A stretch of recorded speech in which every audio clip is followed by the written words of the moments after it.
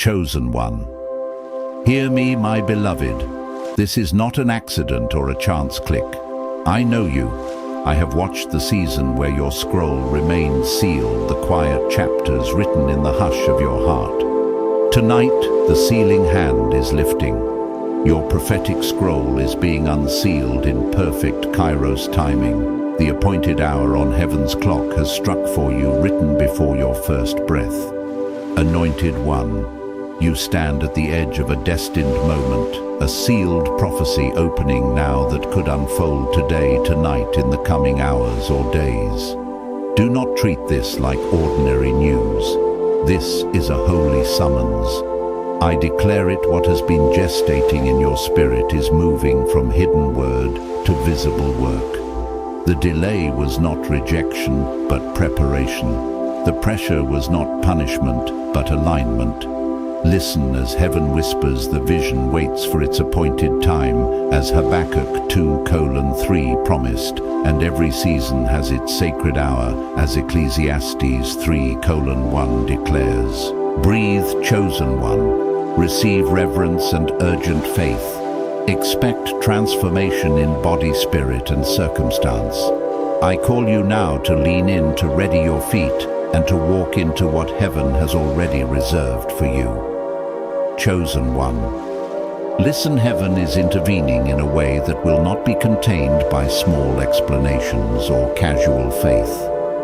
I speak to you now as one who has watched the seasons of God unfold in my own life and in the lives of many who walked through silence before the shout.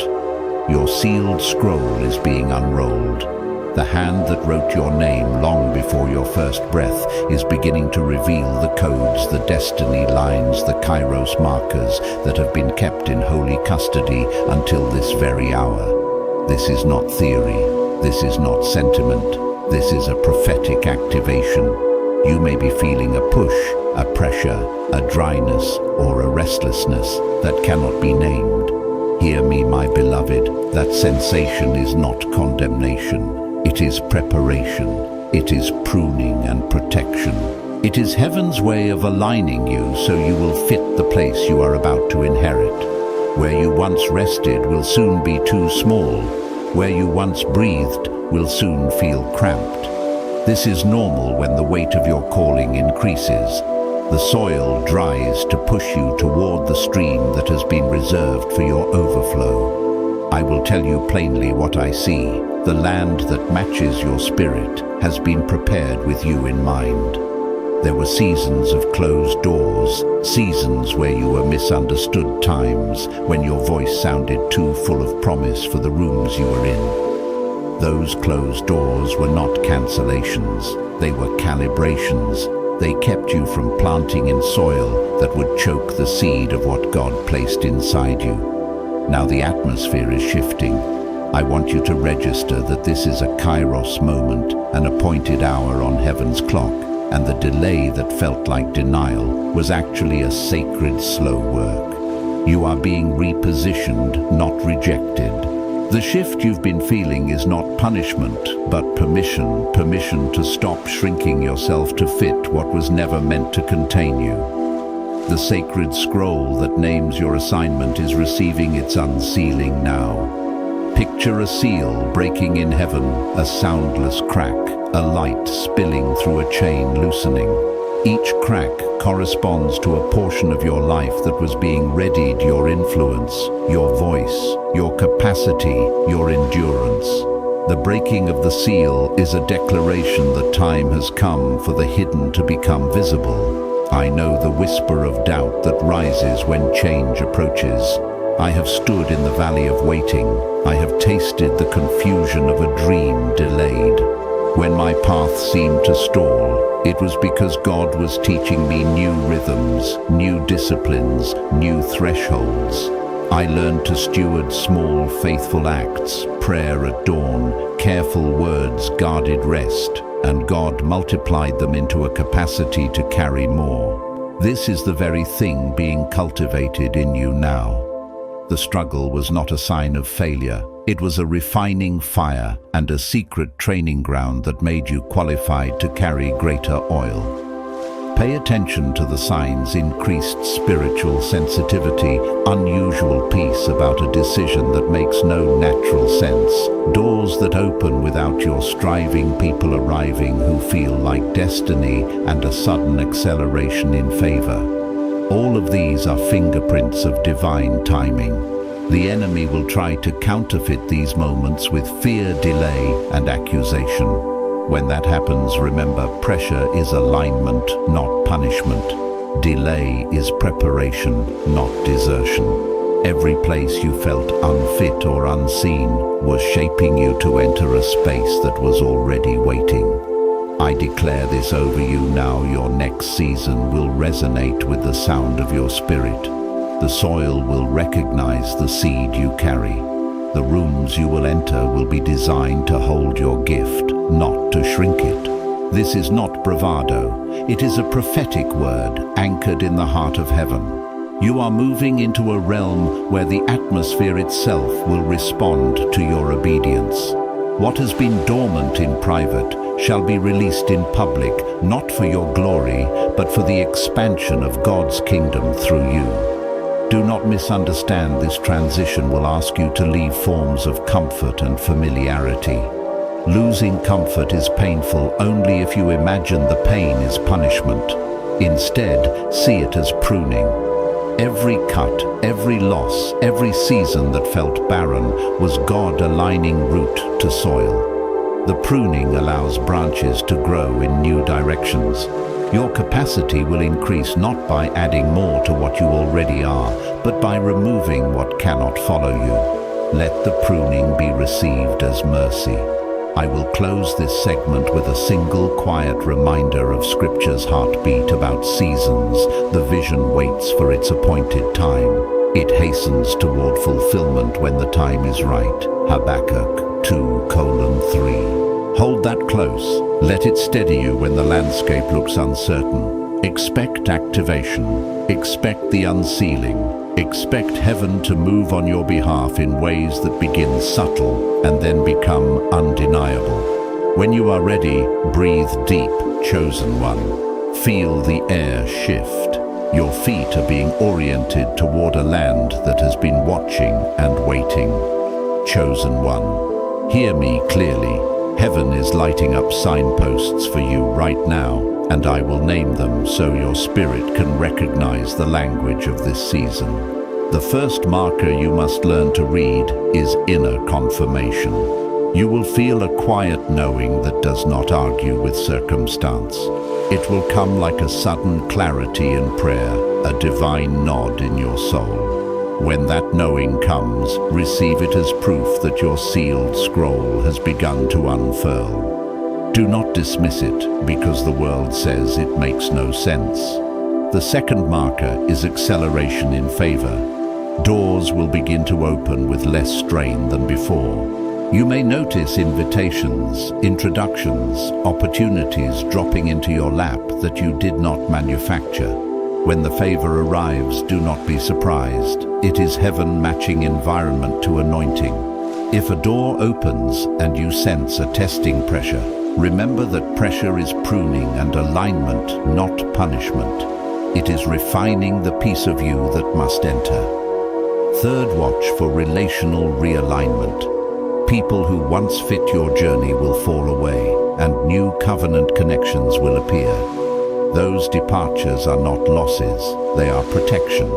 The pruning of relationships prepares room for covenant companions who will hold your oil, not steal it. Expect a recasting of your inner circle so that when you speak, ears will hear. When you move, hands will help. Fourth, you may encounter sudden detours that look like delays. These detours are not denial, but divine rerouting. I have walked that road myself, seasons when every plan stalled, and yet beneath the stall, something invisible was being rewired. In my own life, a closed door at the perfect time spared me from entering soil that would have stunted the vision. The delay was mercy, my beloved. It was protection and preparation. Fifth, dreams, visions, and prophetic confirmations will intensify. You may receive the same word in different forms, a scripture that keeps appearing, a stranger's sentence that echoes what you prayed in secret, or a dream that breaks open your understanding. These are heaven's fingerprints. When you receive them, journal them. Hidden scrolls need recorded witness, so the unsealing can be tracked and stewarded. Sixth, your capacity will be tested. Tasks will get heavier because the calling is getting greater. That heaviness is not a sign of rejection, it is training. The weight prepares you to carry more without breaking.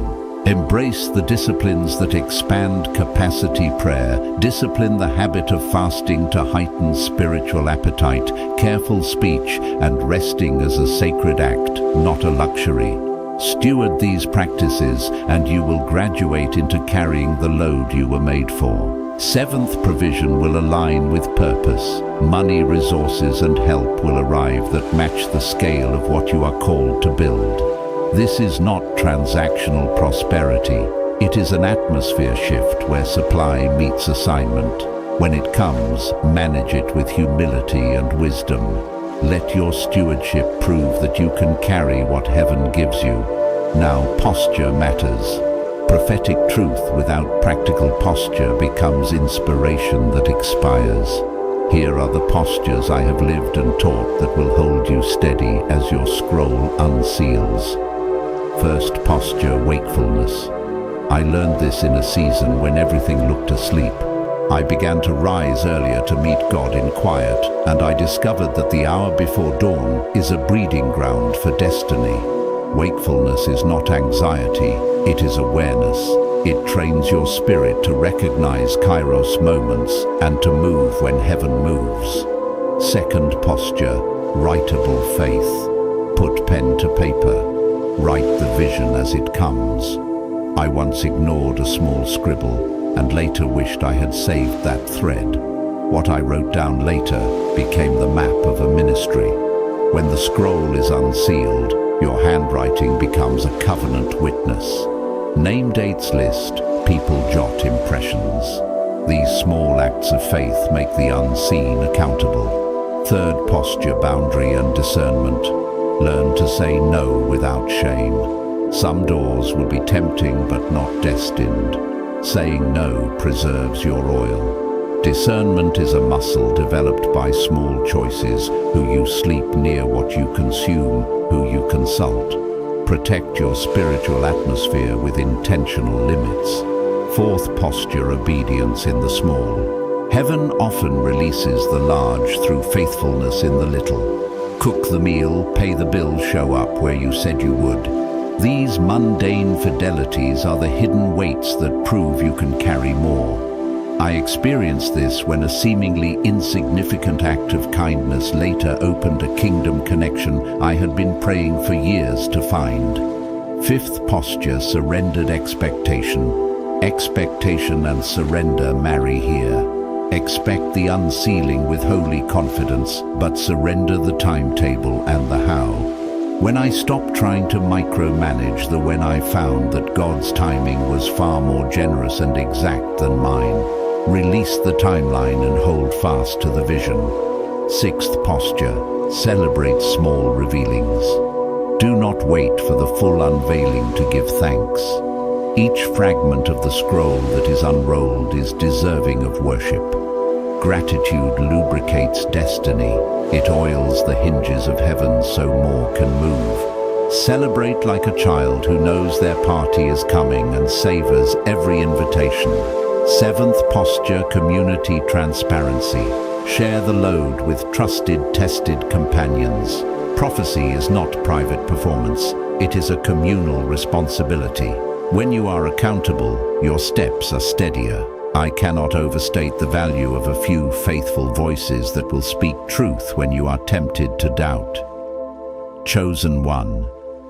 These markers and postures are not theoretical. They are lived strategies that prepare a heart and body to receive the unsealing.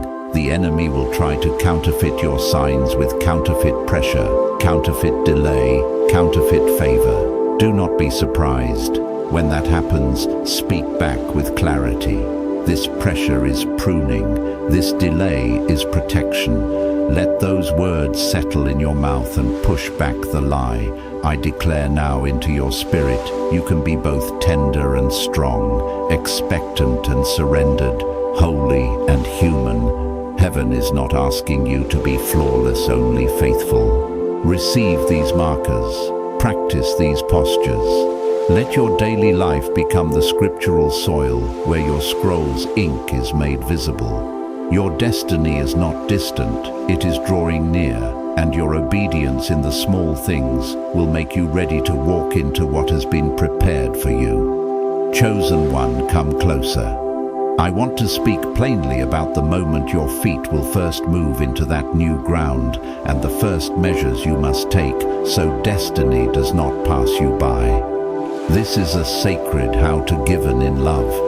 I have learned these steps by stumbling by faith and by the mercy of a God who would not let me miss my appointment. Listen as if heaven itself is leaning in. First, when the door cracks open, move with quiet courage. Do not roar into the room as though proving your worth. Walk in with the calm authority of one who knows the land was made for them. There is a season to announce and a season to receive. I remember the night a ministry door opened for me unexpectedly. My first instinct was to perform, to fill every silence with explanation. Instead, I sat and listened. From that silence came alignment. People spoke my name, not because I demanded it, but because I entered with receptive authority. The land recognizes humility wrapped in confidence. Second, steward the reveal. When a sealed scroll begins to unfold, it will reveal fragments, first keys, names, a phrase, a face. These are not trivia, they are codes. Write them down, protect them, share them with only a few trusted witnesses who have proven faithful in smaller things. I learned the danger of spilling sacred details too widely. Applause can drown out voice, and curiosity can steal anointing. Covenant companions will guard your scroll, not gossip it. Let your inner circle be thin but sure. Third, when you encounter resistance because you will speak back prophetically. Pressure is not punishment, it is preparation. Delay is not desertion, it is protection. If the ground seems to push back, say aloud, this pressure is pruning me for increase. I have stood under sudden attacks, doors slammed, relationships strained, finances delayed, and each time I declared out loud that the difficulty was a refining act, I felt the atmosphere change. Saying it is not magical wordsmanship, it is reclaiming the narrative. You refuse the thief's lie that struggle equals failure. Instead, you call struggle what it truly is, alignment. Fourth practice, immediate gratitude. When a favor drops or an affirmation comes, do not hold it like a rare coin to be guarded in secrecy. Give thanks publicly and quietly steward what comes. Gratitude opens further doors. I remember a season where a single unexpected gift arrived at a critical hour. My first response was to prostrate and whisper, "Thank you." That night a phone call came that multiplied that provision. Gratitude is a spiritual engine. It sets the scroll to continue unfurling. Fifth, manage your pace. Kairos moments are urgent, but they are not frantic. Move deliberately. When you feel the rush to sprint, breathe and align your step. I once rushed into a leadership role out of fear that waiting would cost me everything. The outcome taught me to pace with heaven, fast enough to obey, slow enough to be formed. Allow the unsealing to shape your tempo. Speed without formed character produces fragile fruit. Steady motion grounded in discipline produces harvest that remains. Sixth, deepen your inner life.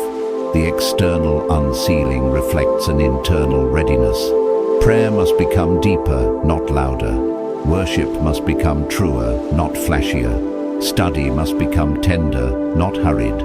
In my own quiet hours, I found that the real preparation was invisible: longer worship, simpler meals, cleaner speech, the unsealing rewards, inner integrity.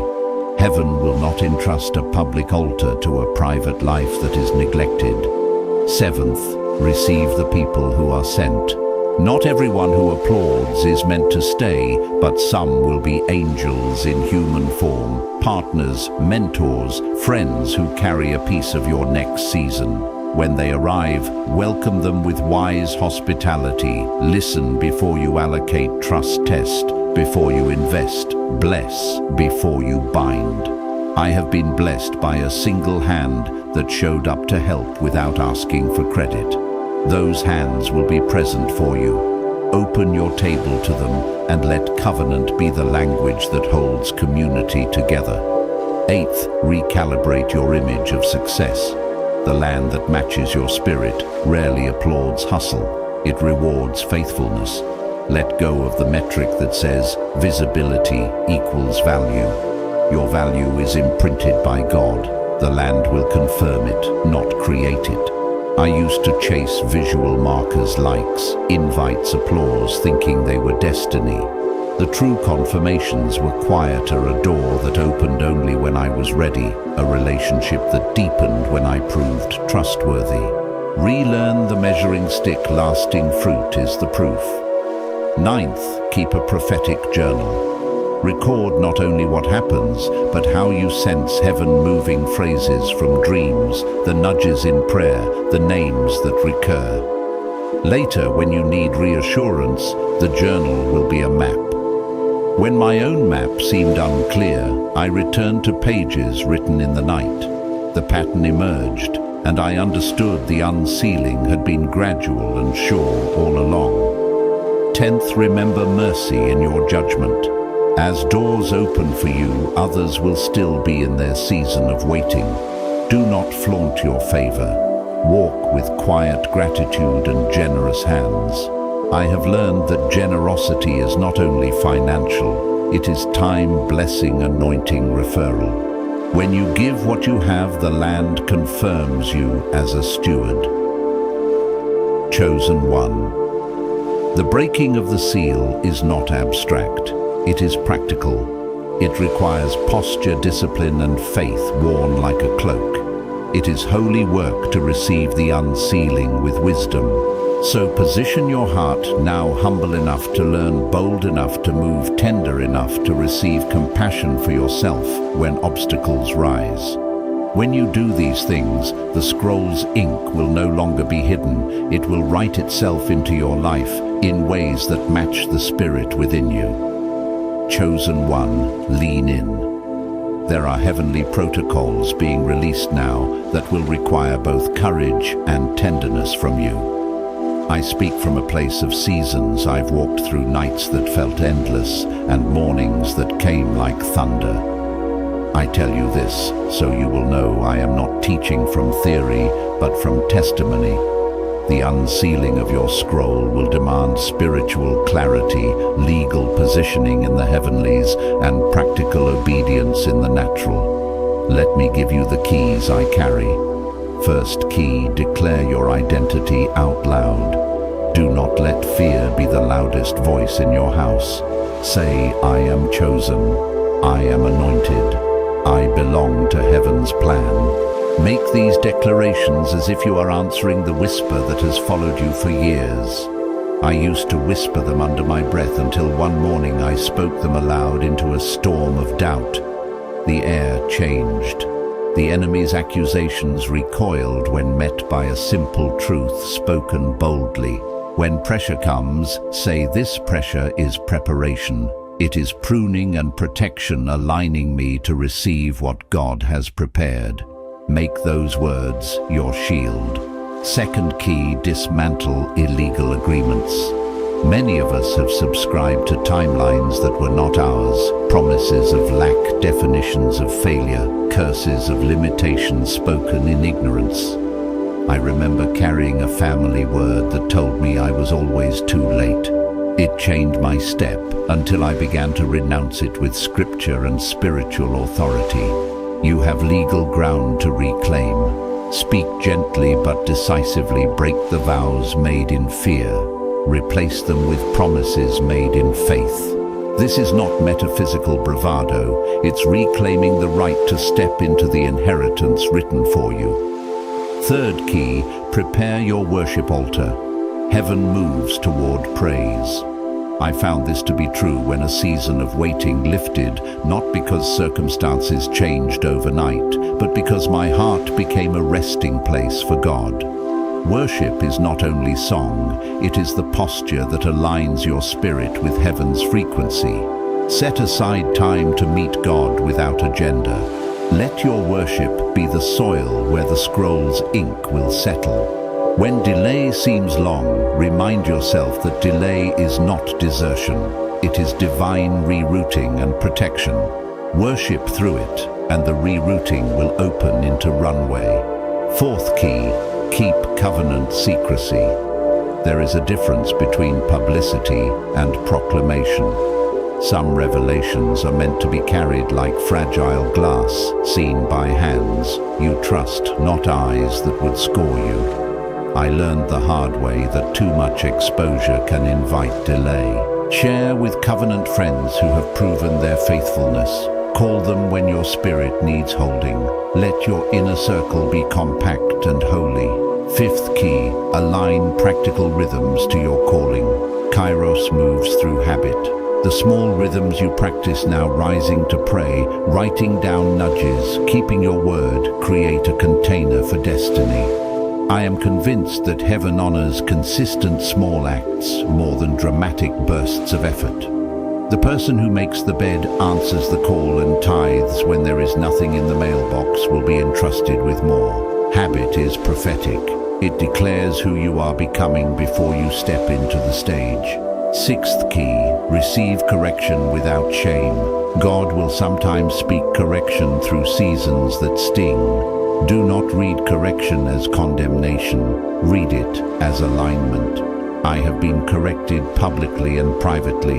In each pruning, I discovered a truer posture, a clearer voice. Welcome correction from trusted mentors. Use it to sharpen, not as a cudgel, but as a sculptor's tool, shaping your likeness to the assignment. Seventh key, bind your heart to gratitude. Gratitude is prophetic propulsion. When you cultivate thankfulness for fragments of the unsealing, you build expectation that draws more grace. I kept a small book where I wrote the tiniest mercy, a meal when I was hungry, a word from a stranger that matched a dream, and later that book read like proof that heaven was faithful. Gratitude lubricates the hinges of destiny. Eighth key, steward influence like a gardener. Influence must be pruned, watered, and protected. People will want access when favor circles you. Invite them into shared purpose, not into your personal insecurity. My posture changed when I stopped using people to validate my worth and began inviting them to steward the mission. Influence multiplied when it was offered as service rather than grabbed for gain. Ninth key, embrace the threshold humility. Stepping into new ground often requires you to be the least and to serve first. This humility is not demeaning, it is strategic. I remember serving in places where I seemingly had little to offer, and later watching those rooms become the launching pad for my call. Humility positions you to carry authority with grace. 10th key, make a covenant with patience. Patience in a Kairos moment is not passive waiting, it is active trust. There will be seasons when the clock feels slow and nights when the promise seems distant. When impatience rises, speak kindly to your soul. Delay is alignment. I will steward this hour. The language you use in the quiet will either speed the scroll's unsealing or thicken the fog. Finally, chosen one, hold a fierce tenderness toward yourself. The unsealing process will expose wounds that need healing. Treat them gently. I have carried scars into seasons of favor and had to learn to allow healing to complete the work. Tenderness toward yourself is not soft weakness, it is wise restoration. Stand now with your face toward heaven. The scroll's unsealing will call for declarations, corrections, worship, and disciplined habit. These keys are not exhaustive, but they are practical ripples of the spiritual movement that has begun. Receive them, practice them, and let your life become the evidence that heaven is faithful. My beloved, the land that matches your spirit is nearer than you think, and the unsealing continues in the quiet obedience of your next steps. Chosen one. Right now, I want to speak into the warfare that will almost always come before the unveiling and give you the spiritual strategies that will keep your feet planted when the ground trembles. The enemy will sense the unsealing and escalate. That escalation is predictable. It is not a sign that you failed. It is confirmation that heaven is moving on your behalf. When opposition rises, name it quickly. This is not punishment, but preparation, protection, pruning, alignment. Say it aloud and let your spirit rest. First, anchor your prayer life in proclamation. Private prayer that proclaims heaven's reality in the present tense rewires the atmosphere. I don't mean anxious begging, I mean declarative prayer, simple sacred sentences that claim what heaven has already spoken over you. I learned this by crying out in the night over a closed door that had haunted me for years. The first time I spoke the promise as if it were already true, the strain in my chest loosened. Proclamation is not arrogance. It is the practical habit of bringing heaven's timeline into your moment. Second, use spiritual boundaries like a shepherd uses a staff. When you feel toxic influence or draining conversation, withdraw with dignity. Boundaries are not rejection of people, but protection of calling. When pressure shows up, remember this pressure is preparation. God is pruning what cannot follow you into the next. Protect your energy so the oil on your life is not stolen by noise. I had to learn to say no to invitations that asked me to be someone I was not yet ready to be. Saying no was saying yes to the destiny waiting for me. Third, declare legal release over your past. There are words we carry that act like locks. Speak forgiveness and renounce vows spoken in fear. When delay appears, say this delay is protection and alignment, not desertion. Speak sentences that legally remove you from any narrative that would imprison you. I am released from the timelines not made for me. I am cleared for the scroll God wrote before my birth. Legal language in prayer frees your feet to move. Fourth, create a listening schedule. Kairos moments require a listening ear more than a loud mouth. Set aside predictable windows where you stop, breathe, and listen. In my life, the most decisive nudges came in the quiet quarter hour before dawn. That listening returned me to center and often revealed the next small step, never the whole staircase at once. Small steps taken in alignment matter more than big leaps taken in confusion. Fifth, make peace with seasons of thinning. As the scroll unseals, some relationships will drift. That thinning is not abandonment, it is alignment. Every person who falls away makes space for covenant companions who will steward your next chapter. When loss stings, speak into it. This pain is pruning, not punishment. Allow grief its moment, then lift your face to the horizon. I remember losing a friend right before a major move. That loss later revealed itself as the very thing that kept me from compromised paths. Sixth, practice prophetic boundaries in speech. Speak fewer words but weightier ones. The enemy uses scattered talk to create scattered destiny. I learned to carry one sentence of truth each morning, one prophetic claim that I would repeat through the day. When you speak less and mean more, the scroll's ink darkens on the page of your life. Seventh, build a small network of accountability. Choose 3 or 4 trusted witnesses, people who will tell you the truth, not what flatters you. When you are tempted to justify shortcuts, they will remind you of the covenant you carry. I have mentors who called me out of potential compromise more than once. Their courage saved me from premature exposure. 8th, steward your reputation with humility. Reputation is a fragile currency in spiritual crossing seasons. Protect it by doing the small things well, answering emails, fulfilling promises, tending relationships. When opportunity arrives, people are watching how you handled the quiet years. Humility preserves the weight you are to carry. 9th, enter prophetic decrees with clear intention. A decree is not a frantic wish. It is a spiritual legal act that aligns your will with heaven's. Decree the truth. You are given short, precise declarations that you repeat until heaven moves.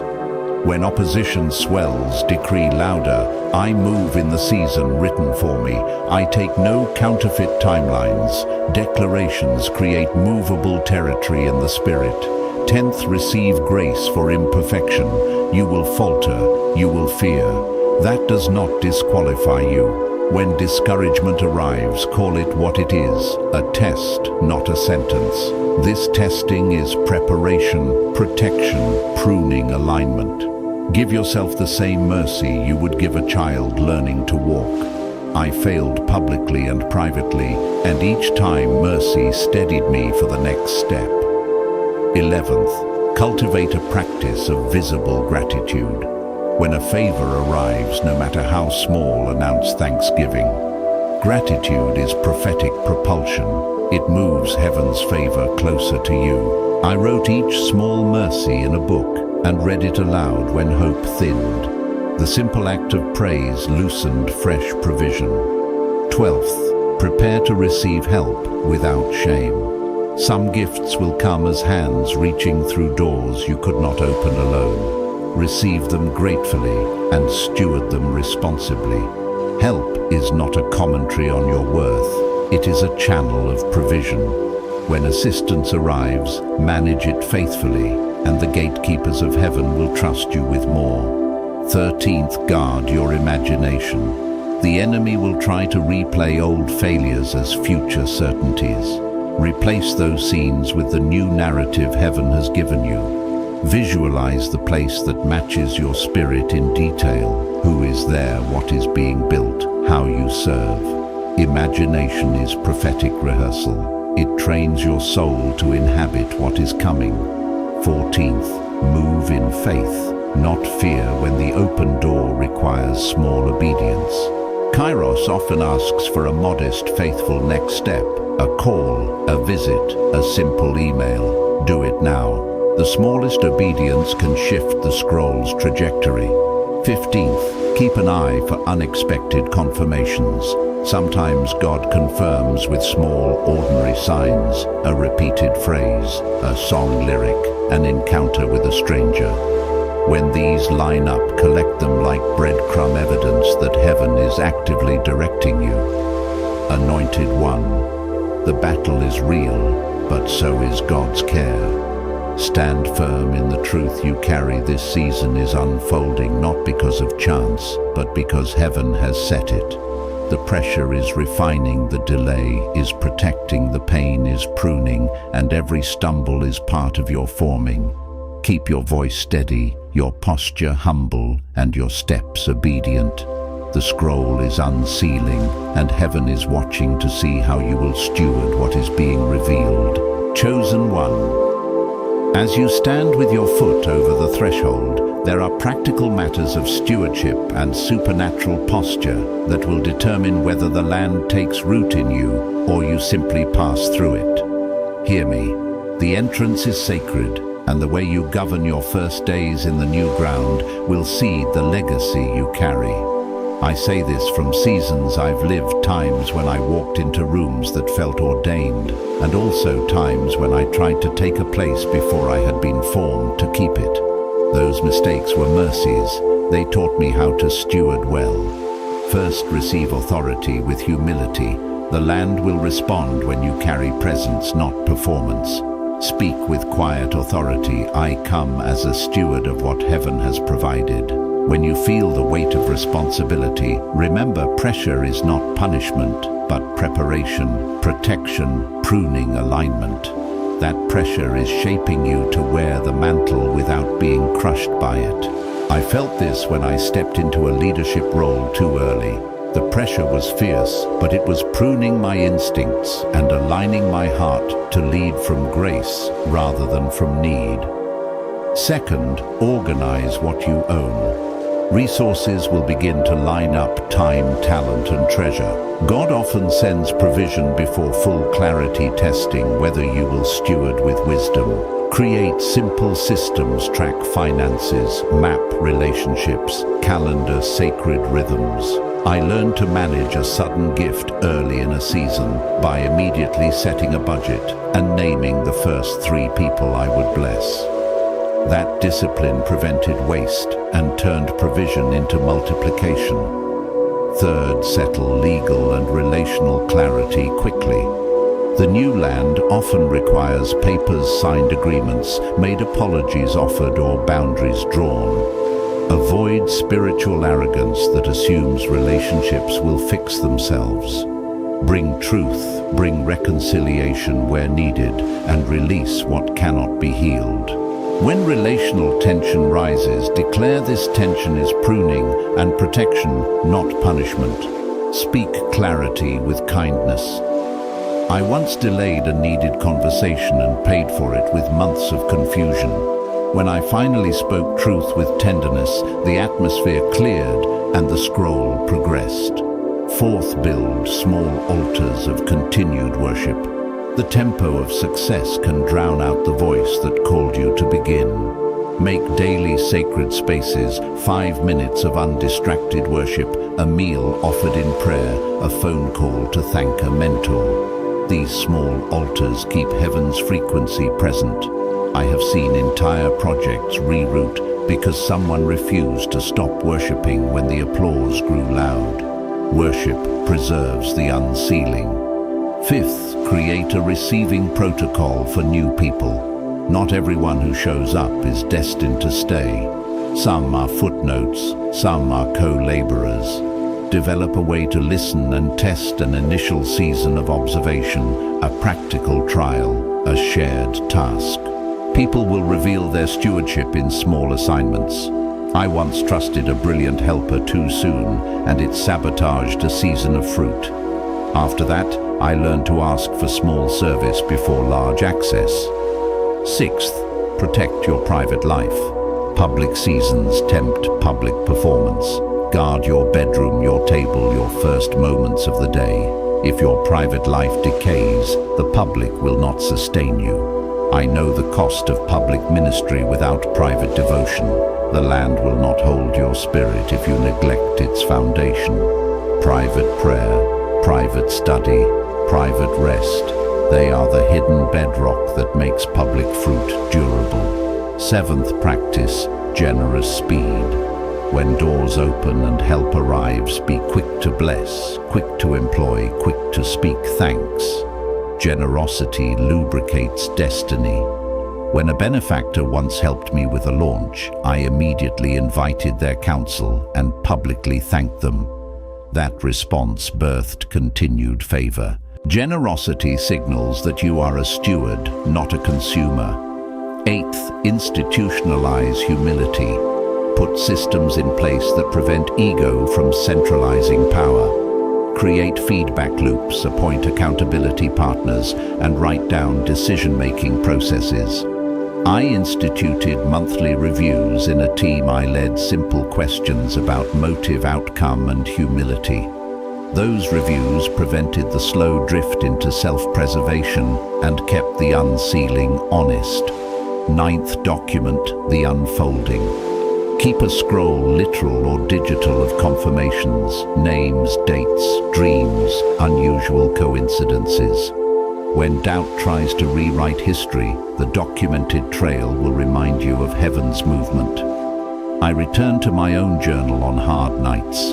The pattern of unsealing reads like proof that I was not forgotten or misdirected. 10th, arrange for rest as a legal claim. Rest is not optional. It is a title you must sit in to inherit what is promised. Sabbath rhythms a day of withdrawal, a season of retreat.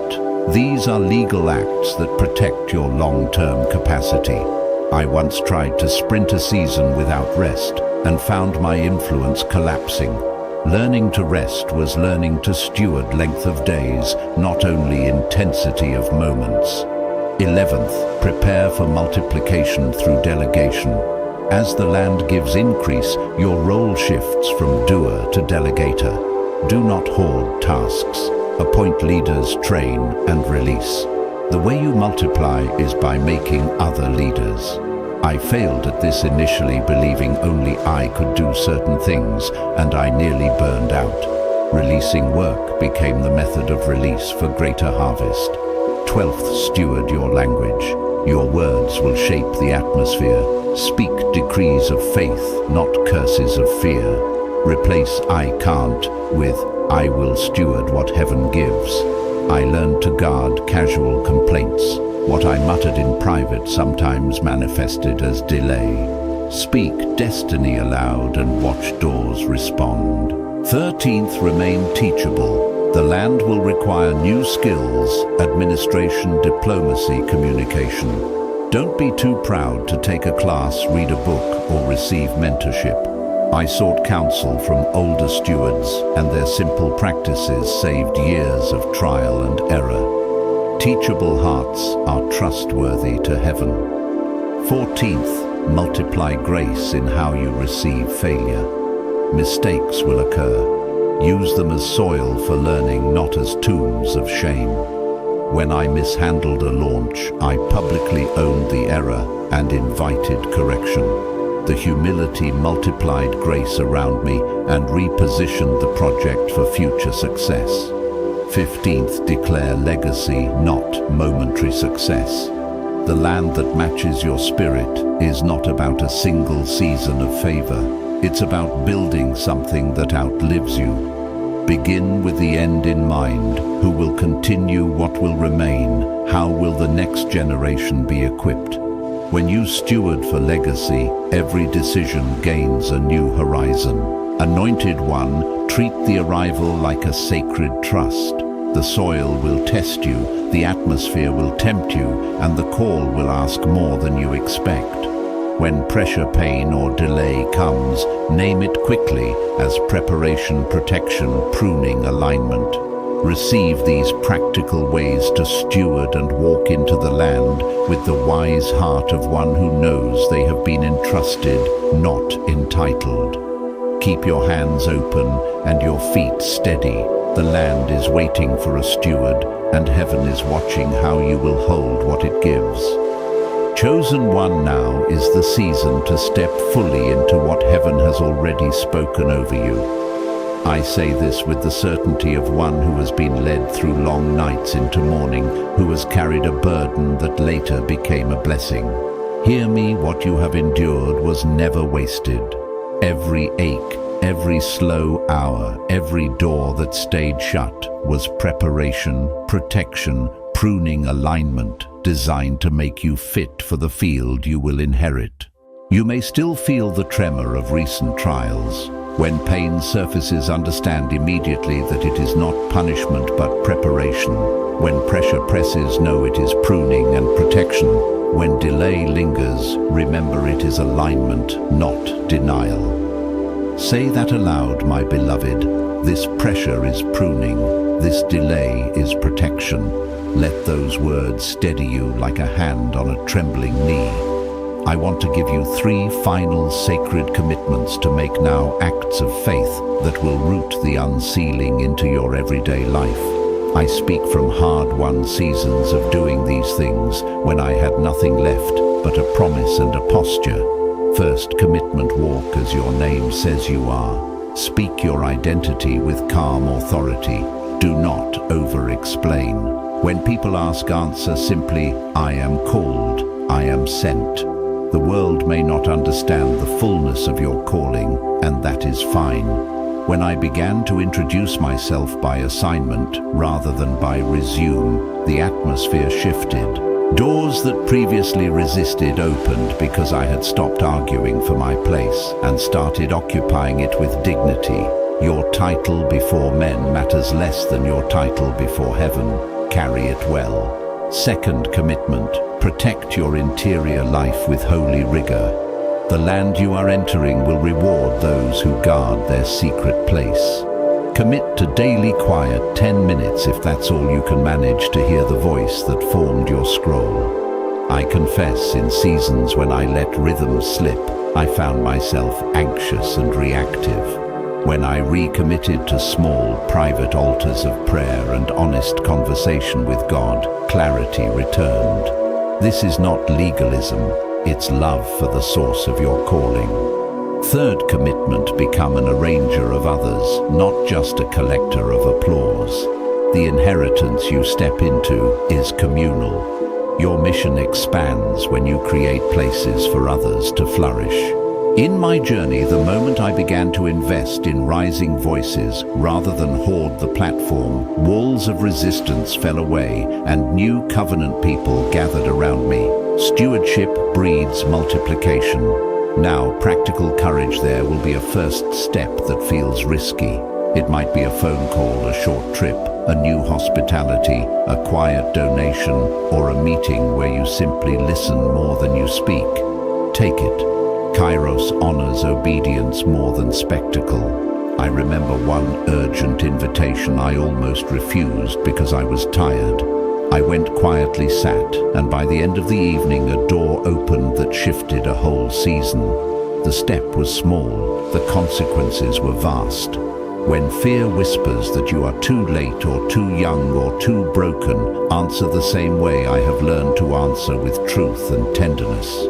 Say, I am being formed, I am being readied, I am carrying a promise. Voice resets the heart. Speak it into the mirror if you must. I have stood in front of my reflection and reminded myself that the forming was not failing, it was sovereign shaping for service. Keep a covenant ledger. Write down every confirmation, the name that keeps returning, the stranger who spoke your word, the small provision that arrived when none was expected. This ledger will be your courage book on the nights when clouds gather. I still pull mine out and read small entries that look ordinary, only to find the pattern of heaven in them. You will be amazed how consistent divine fingerprints appear when you document them. Make room for rest as an obedience. Rest is not passive, it is strategic. One season I thought my calling demanded constant pushing. God taught me that rest is a posture of trust. It says, I believe you are my provider even when I stop. Schedule pauses as if they are appointments with destiny. Keep them sacred. They will protect the fruit of your work. Be ready to release what must fall away. Some things will not travel with you: relationships, rhythms, places. When a pruning happens, do not panic. The losing is not loss, but liberation. I lost a closed season that I loved. Grieving taught me to receive what replaced it with gratitude rather than comparison. Let go with a blessing and an open hand. Cultivate a heart that forgives early. Forgiveness speeds the unsealing because it clears legal ground. There were people who wounded me deeply in seasons of formation. Early forgiveness did not mean pretending the pain wasn't real. It meant refusing to let bitterness be the soil for your future. When I chose to forgive, doors that had been locked opened and my steps became lighter. Answer invitations to small service. Humble labor prepares you for sovereign weight. Serve where you can, even if no one notices. The new land often raises those who have been faithful in the unnoticed. I promise you, the King notices the one who waters in secret and will give visible vines to nourish generations. Finally, receive the reality that this moment is not about you proving yourself, but about you proving faithful. You were not made for applause, but for assignment. The unsealing is a handing over, not a handing out. Step into it with hands ready to steward, feet ready to move, and a heart ready to love fiercely. Let me pray over you now, my child. Father, in the quiet of this hour, we ask that the seals be broken on the scroll you wrote before birth. Let every delay be interpreted as protection, every pain as preparation, every pressure as pruning. Open the doors that match this soul. Align provision with purpose and people with destiny. Strengthen their hands to steward, their hearts to serve, and their feet to walk with boldness and humility. Seal this word with peace that surpasses understanding. Amen. Chosen one, rise. The land that matches your spirit awaits, and heaven's timing has already aligned to meet you there. Walk in now, not to seize, but to receive. Chosen one, come and rest in this moment with me. I know the weight you have carried. I have felt the ache of seasons that seem to take longer than you expected. When I mention that ache, I say it plainly that pain was not punishment, but preparation, protection, pruning, alignment, each hard hour, trimming what cannot travel with you, shaping the vessel that will hold your oil. Hear me, heaven has not forgotten the promises written on the inside of you. The scroll is unsealing because you have been willing to be made ready. You have already crossed more ground than you think. I have walked through nights where the promise felt invisible and mornings when the promise arrived like a sunrise across a dry land. In those nights, I learned to steward expectancy, not frantic chasing, but steady, faithful waiting. Expectancy is a posture of the heart. It is active, not passive. It looks like prayer at dawn, disciplined worship, small acts of faith repeated daily. Those small acts created a pathway for the scroll to begin to move. Listen, anointed one, heaven marks Kairos moments by the way your spirit sings.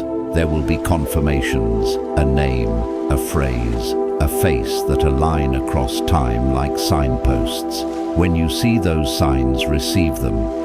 Do not be embarrassed to carry them in your pocket, to read them in the quiet, to breathe them aloud.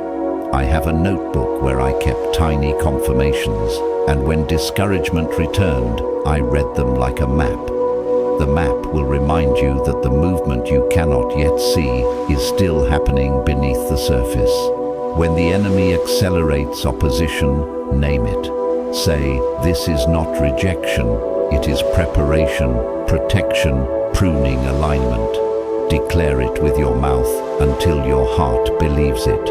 I practiced that declaration in seasons when doors slammed and relationships frayed. Speaking it changed the way I saw the struggle. The struggle stopped feeling like a verdict and began to feel like a tutor.